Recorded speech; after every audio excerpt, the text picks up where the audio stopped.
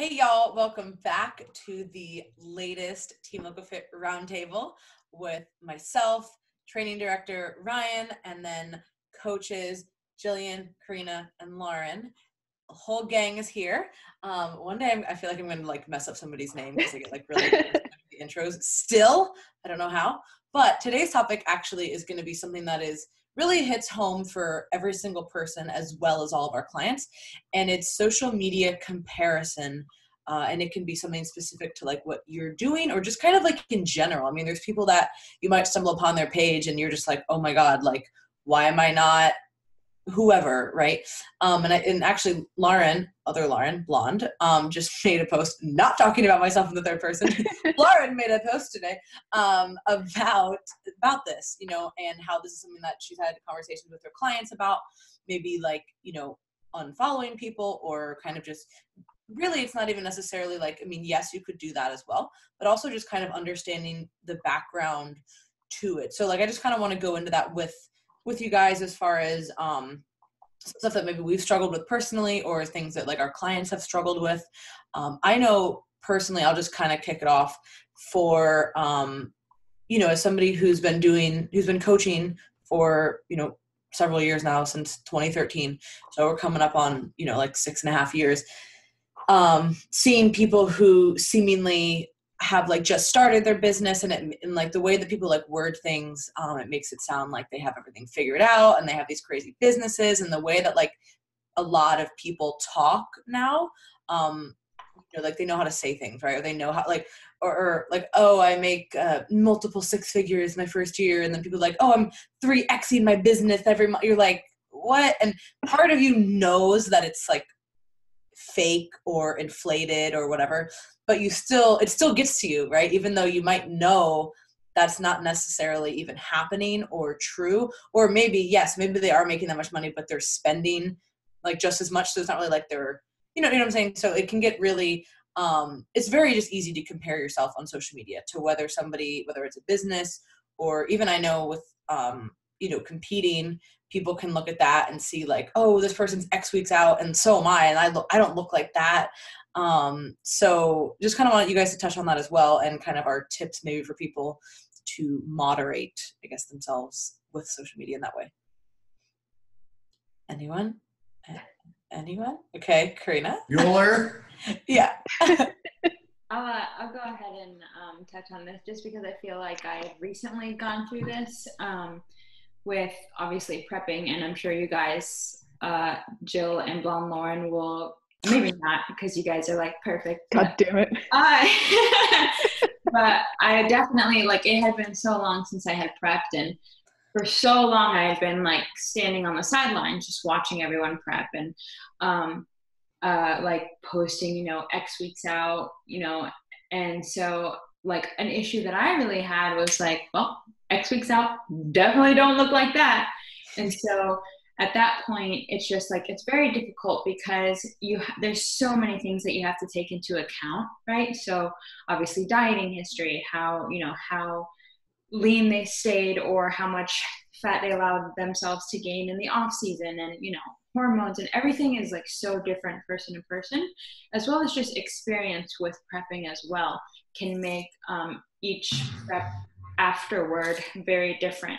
So for me, I definitely found myself comparing as in terms of like a physique athlete, looking at other people posting X number of weeks out, and looking a specific way, and then comparing like, okay, I'm definitely not doing this right, or there's something wrong with my body because I don't look like that. However, another thing to consider is, and Lauren and I know this, especially with me, like my body looks completely different within like a 2-3 pound range, right?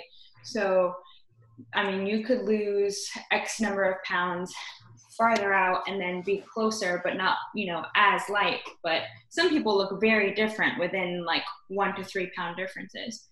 So, and then getting around that problem is just remembering that at the end of the day, like when you get on stage, it's just you and the judges are just looking at you. Yeah, you are like getting compared next to other girls, but it's super important not to get caught up in that, you know, 10, 12, 8 weeks out, because you getting discouraged is not going to help you, you know, continue to have a successful prep and all of that stuff. So I definitely can relate on that end, but it is definitely not conducive to a successful prep to just always compare yourself to how someone else looks at 6, 8, 10 weeks out. And I know I've known some people to even like search like a hashtag for like the show that they're doing, right? And obviously this is going to be for like bigger shows. So let's say it's like nationals. And so some people are probably prepping and tagging that when they're getting ready. And people I've heard of like looking through those photos to see what the people are going to look like. And I could not think of Never do that. Yeah. I could not think of a worse thing. First of all, I didn't even know that was like a thing to do, but I guess Oh right? yeah, I've never done that, but I can imagine that's like the absolute worst thing I could ever do. I did that for my first show, but I would think about doing it for my last show, and I was like, oh hell no! Like, no, but it's just like it's so unhelpful and actually harmful.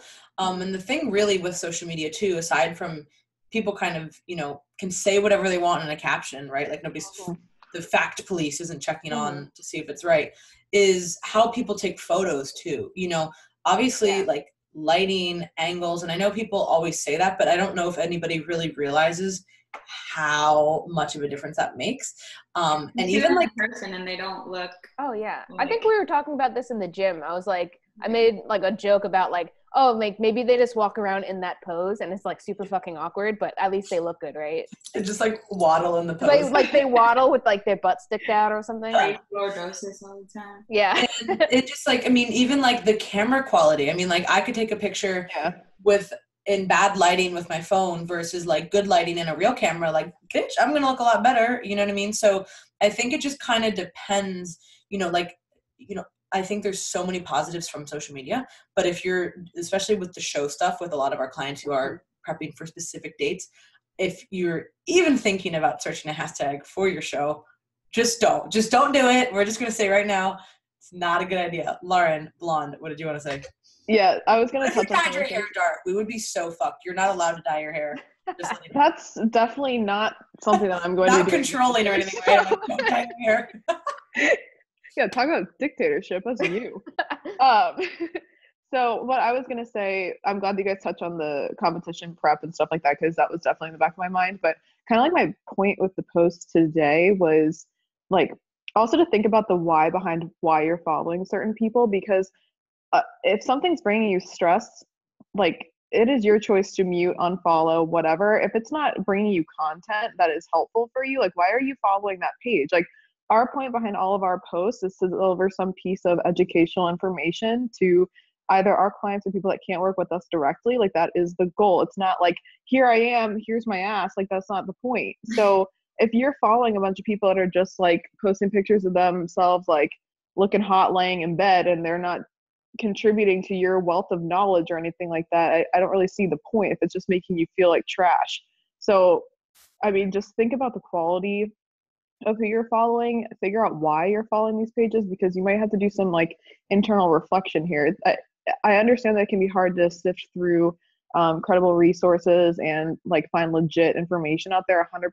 But I think for the most part, it's pretty clear if somebody knows what they're doing and if they are genuine about what they're putting out there or not. So it's just a matter of kind of like reflecting on that, I think. And if you need any guidance, you at least have 5 of us here that are committed to putting that type of information out for you. So I, like Lauren said, I think that social media is such a beautiful opportunity to reach people from all across the world. Like it's incredible, but it can also just be so devastating really to some people if you let it get to you like that. So, and at the end of the day, it's up to you. What's on your feed is up to you. And it can be very easy, especially with like the explore page and things like that, to kind of load your feed up with people that are competing or people that are genetic freaks and things like that, to the point where it legitimately looks normal and that looks like life. Because I had done that at one point, like 4 or 5 years ago. My page was all, you know, Olympia athletes, things like that. And to the point where you start thinking that that's what the general population is, and it's not. And another thing that I want to point out is you don't know what's going on behind closed doors with some of those people. I know in this industry, there's a lot of disorder and things like that. And that's not to say that everybody is, but you might look at a picture that looks all great and they look fantastic, whatever, but they're really struggling. So not everything that you see is what it is. Yeah, and I definitely like relate to all the things that you guys touched on. I'll say for myself at least, like it's not like I took, you know, years off competing or anything. You know, the past year and a half or so I took off. But, you know, obviously things didn't go the way I, you know, think about, or at least like the way I wanted them to, just because we had some other issues to work through with, like, you know, my hormones and all this other shit that just you can't really plan for. And I can definitely relate to like all the struggles that my clients kind of tell me sometimes, because it definitely did not help that I follow some competitors and people were, you know, in an off season, quote unquote, for like, you know, 12 weeks and then went back into prep. And then I'm just sitting here like, my body's not working and I feel like I'm broken, but that's cool. That totally helps me cope with this. So I definitely like understand like where a lot of people come from when they're like, you know, oh, something must be wrong with me because so-and-so can do this and so can just diet on and off and on and off and whatever. And now it's, you know, obviously you learn from that and it just makes me, you know, a better coach to kind of go through that as well. And it kind of just makes me take a step back and be like, you know what, everybody is different and, you know better, you know that. And when you're kind of going in it, you have to kind of always take a step back and think about that, because everyone's body is going to be different. Everyone's dieting history is going to be different. But, you know, when you're in it, it's kind of hard to see that at the time. So, I mean, that's kind of just like my 2 steps there, but it definitely helps to kind of filter out the content that you're looking at and the people that you surround yourself with. Because when you're surrounding yourself with people who are true and genuine and actually, you know, share both sides rather than just show you, you know, constant stage photos and, you know, post-show pumps or whatever the hell, and then they just seem like they look like that all the time, it makes it a much better experience because you know that you're not alone and, you know, this is actually what you're supposed to look like when you're not competing and depleted and all that shit. So yeah, there's a really fine line of the highlight reel, like real air quotes, just to be like, and I hate to say it, this is gonna sound really bad, but just for almost like attention in a way, yeah. like drawing attention to things that are normal and making it sound like, oh, look at me, I'm so broken in the situation, where it's like, hey, you're just like a real person, like you don't need to frame it as such, you know what I mean? So I'm always even careful to post stuff like that, because I almost feel like it invites people into like feel bad for you, and it's like, this was not my intention, like I'm just sharing what's going on. But like the way that social media like has been constructed almost is that it's like either this crazy highlight reel, like you're the best thing ever, or like if you talk about something that is just like happening in your life, people are like, oh my god, I'm so sorry, I wasn't saying it for that, I was just literally talking about what's going on. So there's like this really weird fine line of like just putting stuff out there versus, and that's obviously comes across with your tone and things of that nature. But it's just a really weird space, but it can be so helpful again. So that's why it's like we obviously all use it. And we obviously all, especially with our clients and like, because we coach people all over. So it's a really great tool to stay connected with people. But there are a lot of, I mean, there's literally times where we've seen people talk about things like post it on their story. And then I will literally see them do the complete opposite in person. And I'm like, this was like 30 minutes ago. You just posted this. Like, what? Like, and it blows my mind. Like, I can't understand why somebody would do that. And these people aren't like malicious people that I'm talking about. Like, they're not like sleazeball people just trying to get one over on you, but they just like say certain things and you're like, I'm not doing any cardio this prep. And you're like, oh, okay. And then you see them doing cardio and you're like, what? Why are you doing that? Yeah, blonde. I was also just going to kind of loop it back to the competitors really fast, because I think that a lot, especially I would find for first-time competitors or just kind of new competitors in general, that it can almost be a sense of pressure, like to get back on stage. It's like you see all these people prepping and then you want to prep, but then it almost can lead people to cut their off season short Oh, because for they sure. feel like they need to get back on stage. And fortunately, I mean, we are pretty blunt coaches, and if I don't think somebody's ready, I'm not going to do that. But I definitely can see that coming up sometimes with people, or it's like, oh, what do you think about this show? And it's like, you just did your first one. 4 months is not enough of an off season for you to make actual changes to your physique. So I think it's important to look at the longevity of the sport, look at your long-term goals, and not letting things like that kind of interfere. Because say you rush back into a prep, you feel like trash, you look like trash, you just weren't ready metabolically, you weren't ready mentally.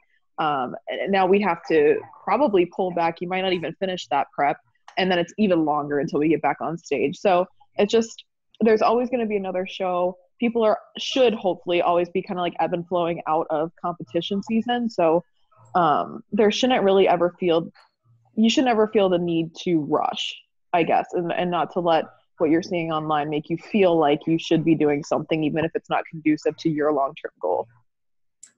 Yeah, there's definitely a weird pressure almost on social media, because I mean, and I think even ironically, like Omar, I don't know if you guys know who that is, Omar Yusuf. Your brother? Yeah, my twin, twin bro. If you guys don't get the joke, you kind of look like, it's kind of weird. But in any case, he was talking. Omar's really pretty. Yeah, that's what we'll go with. Omar is so gorgeous. That's why we look alike. Ryan's first comment of this entire podcast. He's just Put that in quotes. to talk about how like shirtless benching videos and his hair.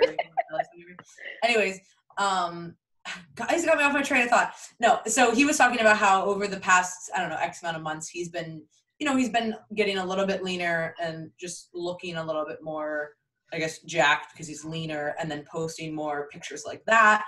And he's like, my content has not changed whatsoever, but like, you guys can go see the post, but like engagement has gone like so high in comparison. And he's like, it's just, like I have literally nothing has changed about my content, but people are just seeing it more because when they see a flashy photo like that, people, because this is on Instagram specifically, because Instagram is so visual, people want to see something visually like that stands out. Right. So whether it's super lean or a big transformation or something like flashy and expensive, like that's why people are drawn to things like that.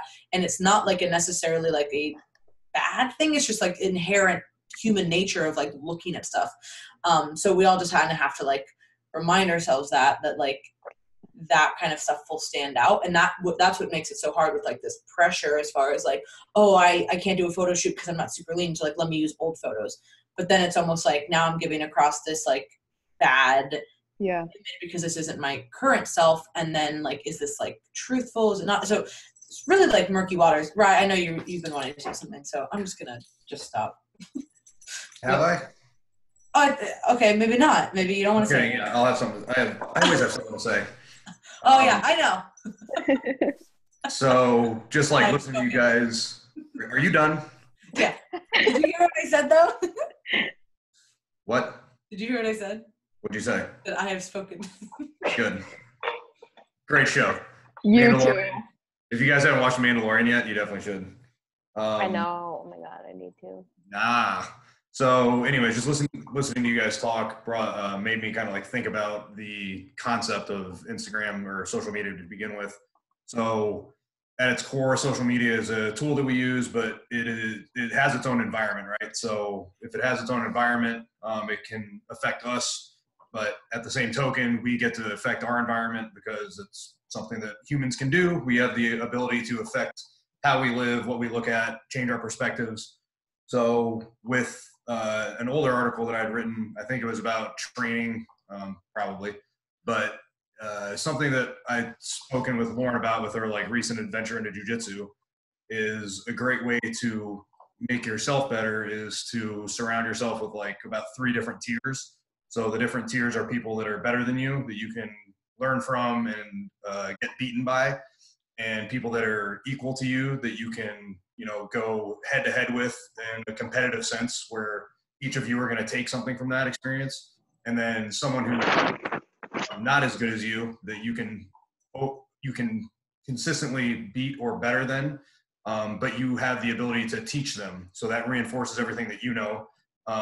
And those 3 tiers would probably be something to think about for like following in social media. So you would engage with all kinds of different people. You're looking up to people as not idols, but looking up to someone, that you're inspired by or something. And you have people that you compete with, that you talk with, and then people that you're trying to help. So I think and I literally just thought about this, but I think that would be a great way for all of us to set up in social media. So you should have said that first. We could have left all the blabbing that we just did. Well, I had to hear the blabbing so I could formulate, get the wheels rolling. No, but that's was pretty much. I had no idea what I was going to talk about until you guys spoke. So thanks. That was really good. That actually makes a lot of sense because like if you're only, I think that people fall into like if you're only following people who are like way ahead of you, right? You're always going to feel like you're behind because you're like, oh, well, this person is 50 and a millionaire and has all these businesses, and you're like, that's not me, right? Okay, well, that's something that you can look up to as far as like maybe you can, learn from them, but that doesn't necessarily mean that you need to be there. So if you only follow people like that, you're always going to feel like a loser. But then if you're always following people, then that you feel like, I guess this wouldn't really be, that's more of like a training example, but I wouldn't say that you're better than, that's like a terrible way of looking at it. Follow people that don't have all their shit together. Exactly. Like if you're only following people who you're like, oh, well, their life's a disaster. That's gonna at least I'm not like that guy. Yeah. You see what's happening over there? So yeah, you don't want to just like follow people like that exclusively. But yeah, in the social media sense, you would definitely want to follow, want to look at that as like a helping opportunity. Like you maybe know more and you can help them. But then the obvious one is like people that you're kind of can collaborate with and do things together that you're kind of similar in that sense. At this point in my life, the jiu-jitsu example, I'm pretty much at the bottom and I look up to everybody, but hopefully. But that's how it's going to be with everything. You're always going to be at some different level for whatever the example is. So hopefully those tables will turn soon. But for now. Probably not any soon, but. Yeah. Until then, I'm just going to wake up with weird bruises like I did today. But yeah, so that was really good, babe. I think that in general, you have the power to surround yourself or not surround yourself with certain people on social media, depending on, whether it's who you follow on Instagram, who you listen to on podcasts, YouTube videos, etc. And you have total control over that. And anytime that you start feeling bad about stuff, and this is something that I need to get better about too, is like, why am I looking at this? Like, I just need to like stop, you know what I mean? Like, this is not helping. It's not like I'm not where I need to be, I want to work harder. It's just like this like degrading feeling of like, I'm a chum bucket loser. So if you're always feeling like that with certain people, maybe you need to really evaluate like kind of who you're following and what you're following, or listening to, learning from, etc. So yeah, I think that that's kind of we had a lot of different tangents that we hit, but just know that who you surround yourself is totally your choice. Mm-hmm. Virtually, I guess, surround yourself with, and in real life, but we're talking virtually right now. Obviously in real life, that's your own decision, but virtually you get to choose people who are, like Ryan said, kind of in those tiers, like above, equal, and then somebody that you're helping as well. And then just remember, like, everything that you see is not necessarily real. Like, I could literally make 5 posts this week that were completely made up and like people wouldn't necessarily. Mm-hmm. And, likewise, you can say all truthful things too. So of course it helps if you know people personally, but if you don't, just kind of take everything with a grain of salt, look at it as either a learning experience, or not. But if it's making you, again, feel like a loser, probably not good to go. Just kind of like just like a wrap up for clients that maybe feel like they're unsure about how to find credible resources or find people that are going to educate them. Lauren's like at Lauren D'Erico. You should probably direct yourself to my page. Plug. No, it's a good idea to find people. So if you do follow us, look to see who we're reposting or talking about on our story, things like that. So I think that that's a good way to do it, because I'll often post podcasts. I know Lauren will sometimes tag people that she's been on podcasts with, things like that. So it's a really good way to get credible resources. Sometimes we'll post research and things like that. So Lauren always talks about subscriptions and stuff like that. So that's a good way to kind of navigate the deep trenches of the internet, I think, is find people that you do trust and then see who they're trusting. Yeah. And if it's always like consistent sources, like the same kind of people kind of know each other, that's usually a good sign. Correct. Not always, because there's, sometimes bad apples, but generally speaking, the good people kind of stick together and do a lot of things together. So that's wrapping up our social media podcast, ironically, as this is social media, I guess. But if you guys have not seen at this point, we have released our newest ebook, Foundations of Food Education. So if you're looking to start, don't know where to start, we cover everything. Literally, we have a chapter on where to start, foundational habits, and we go into things like how to track. We set up 5 different meal templates, so in case you're wondering different types of eating, we have grocery lists in there, meal timing, supplement, like everything you could think of for beginners that is on our site, teamlocofit.com. Just go under this, go on there, you'll find it under the ebook section, and it's a really great resource, and it's very, very affordable. We wanted to make it highly accessible to you guys. So if you have any questions, as always, please reach out to us personally, or you can send an email to admin@teamlocofit.com. We will get you an answer somehow. And until next time, guys, peace out. Star reviews. 10-star reviews. Yes, 10-star. Otherwise, you are definitely a loser. I'm just. Jesus. But yeah, okay. And everybody's like,